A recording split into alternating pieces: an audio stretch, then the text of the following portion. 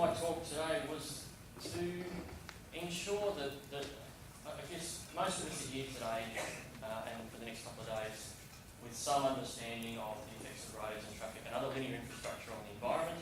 But my brief today is just to ensure that we all are on the same page and have the same understanding about what some of those effects are. If you've been reading the abstracts and the abstract for my talk doesn't quite match the title, that's because the actual abstract's on page 24. So that will perhaps help you try and follow along.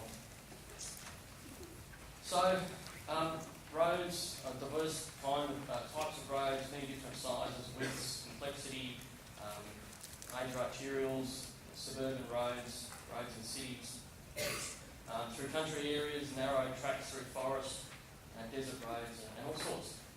Basically, roads are conspicuous and pervasive components of landscapes right around the world. We should also realise that roads aren't the only kind of linear infrastructure in the environment. There are train lines, there are utility easements, there are water courses which may be natural or artificial,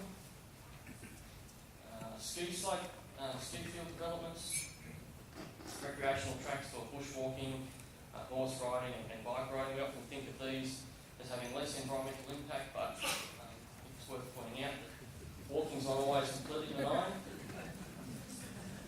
And it's also, this symposium has been said before, and will probably be said again, very timely in terms of the huge push to fast-track infrastructure development across the country. So this is in Victoria, a major bypass at the end of a recently constructed 40-kilometre arterial road around the city. But we have to ask ourselves, what's the best location, the best design for the roads? What's the best EIS process? How effective is the mitigation that we're putting in? And there's the construction cost versus the ongoing environmental cost. And I think it would be remiss of us to be putting in roads and other infrastructure in 10 years' time. You then have to think about, okay, how do we retrofit mitigation to things that we built in a hurry to try and stimulate the economy? So what are some of the effects of roads and traffic and other linear infrastructure on the environment? You don't need to try and write this down, but to try and illustrate some of the complexity around the effects of roads and how they change the landscape, its pollution, changes habitat quality, animal behaviour, and the list goes on. But ultimately, where we end up with, or end up to, is potentially the extinction of local populations and changes in the structure of plant and animal communities. And that's, at the end of all this process, there's some of the changes that we're trying to avoid. But the good news is, it's not actually that complicated once we start to break it down and to synthesise what some of those effects are. Some of them we're quite familiar with, like wildlife mortality and barrier effects, pollution, habitat loss and degradation. There's a lot of others that are a lot more difficult to measure and not as obvious. And I'll go through some of those in a moment. But what I'd really like to do is to try and summarise the responses of wildlife to those effects of linear infrastructure under 4 main categories. And that helps us to think about what the actual effects are and then what the appropriate forms of mitigation is. And so that once we've understood how the animals respond, we can then think about the best ways to mitigate and design sustainable linear infrastructure. So imagine for a moment we've got continuous habitat for wildlife, a road goes in, and obviously the first thing that happens is there's a loss of habitat. And that's of most concern in landscapes where there's threatened plants and animal communities, or in landscapes that are already highly cleared, such as those on the urban and rural fringe, or in agricultural landscapes. If we overlay a wildlife population over the top, there are a range of other effects that we can then observe and which we're concerned about. So the fragmentation of habitat. And depending on the species, it's a bit hard to point to both at the same time, but some animals in some species, they approach the road, they try and cross, and a proportion of those that try and cross end up dying. So only some of them make it all the way across. For others, they get to the road and they're for some reason repelled by the actual road. It's either the bitumen surface they don't like, or there's a steep embankment or a cutting. So they get to the road, and they turn around and go away. Others approach the road and there's been a change in the environment adjacent to the road, so they don't actually make it to the road, but they're repelled by the change in the habitat, or some, there might be a pollution level next to the road. So they get to some point and then turn around. And then there's others that are quite happy to cross the road, they're quite capable of crossing the road, and they do so regularly. What happens though is behaviour is altered and the risk of extinction potentially increases. So just to illustrate this concept of the road effect zone, and depending on the species and depending on the impact that we're measuring, so traffic noise, dust levels, chemicals, vibration, whatever it might be, these extend for a distance from the road that can vary from a few metres up to hundreds and even thousands of metres, depending on the landscape and depending on the species. So even though we've lost habitat directly under the road, we've also effectively lost a larger amount of habitat that is related to this size of the road effect zone. Obviously, we've heard a bit about this morning already, and probably will over the next few days.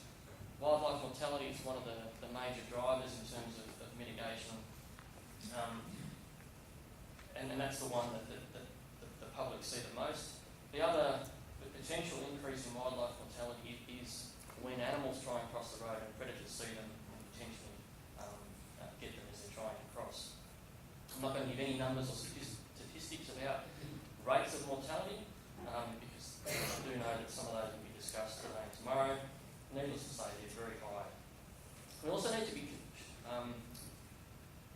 make the distinction between what it is about wildlife mortality that we're concerned about. Is it a human safety or a cost to society that we're concerned about? Is it an animal welfare issue or is it a conservation issue? And depending on which of those three categories, that might require a different response and a different level of priority. Certainly there's impacts for humans, as seen here, and I'll do other slides. But in terms of the barrier effect, which is another effect of roads and traffic, that varies depending on the width of the road, the traffic volume, and the characteristics of the species. Some animals are quite happy to cross the road, others aren't. And for example, we've got sound barrier walls and fencing to keep animals off the road. That has the effect of reducing road mortality, but it will increase the severity of the barrier effect. I wanted to touch a little bit about some of the theory behind why it's important to be reconnecting populations across roads. And generally what happens in the environment is animals are distributed not as one continuous population right across the landscape, particularly in a settled environment like we live in, where people are as well. So animals are living in these separate patches, and there's movement of individuals between patches. And that, so what happens if there's a population here goes extinct for some reason, it means that animals can recolonise from this patch, and there's movement among the patches for recolonisation, but also for gene flow. And at the end of the day, what's important is the survival of the whole metapopulation to ensure that that species in that location doesn't go extinct. What happens though when you build a road and it happens to fragment perhaps the largest patches in this example, we potentially see a number of those little populations go extinct. And that's primarily because the road went through the middle patch first, and these little ones on the side were relying on animals from this one to ensure that these other little populations persisted. And we see a follow-on effect where there's more and more populations, local populations, going extinct. If it's possible to build a road like this, just dissecting one patch from another, and it's only a small patch that's separating, that will have less impact